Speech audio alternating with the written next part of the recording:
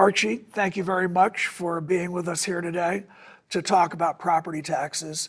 I'm Tim Corrigan, Routt County Commissioner from District 1 in South Routt County. We, the Routt County Commissioners, are very interested and really appreciate the support we've been getting from Archie Lowe here in terms of publicizing to the community potential impact of increased property taxes based on increased valuation. Archie has organized a meeting on September 12th at 6 p.m.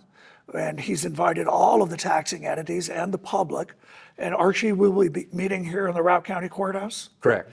At 6 p.m. on September 12th. And we really encourage folks to come and attend so they can understand what property taxes mean to them and what can be done to potentially limit those increases. So could you explain to me why approximately 60% of it comes under the Taxpayer Bill of Rights, TABOR?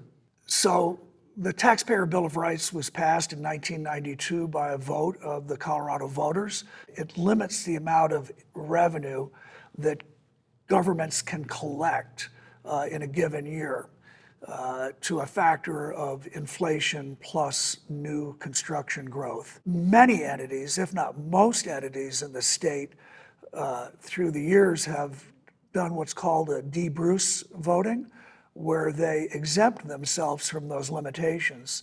However, in Routt County government, which is what we do here at the county, we never did de-Bruce, and we are in fact limited to that percentage increase dictated by TABOR. Also, there's an anomaly that the Steamboat Springs School District is the only school district in the state that never successfully de-Bruced, and thus they are limited by TABOR and will have to ratchet down their mill levy in order to limit the increase in revenues that they can receive from local property tax, much the same as Routt County. And I think, Archie, if you take the Steamboat Springs School District tax plus the Routt County government tax, they represent the majority of all of the taxes that are collected in Routt County. So for those of you that live in the Steamboat Springs School District, the impact will not be as great as you may fear. For instance, if your property values went up 80%, it does not mean that your property tax will go up 80%. It'll be a much smaller number than that. I understand that they passed a bill, Senate Bill 108, which was supposed to mitigate the problems that might occur where there's major evaluations on your property. Senate Bill 108 was passed during this most recent legislative session and signed into law by the governor. And it was in response to this looming increase in people's property taxes all around the state. And what Senate Bill 108 does is it allows for individual taxing entities to temporarily lower their mill levy to limit the impact of property tax increases. So think of things like a water and sanitation district, a library district, a fire district that might stand to collect an additional 80%, say, of increased revenue because of the increased valuations. They now have the opportunity to temporarily lower their mill levy to limit the increase in revenues that they would receive and thus limit the increase in property taxes for individual property owners. Until Senate Bill 108 was passed, entities could not do that without the risk of being permanently lowered at that lower mill levy. Senate Bill 108 gives them the flexibility in a given year to say, hey, we'll reduce our mill levy by 40 or 50% to provide some relief to the taxpayers. But in future years, we have the ability to raise it back up again if circumstances dictate that they should do so.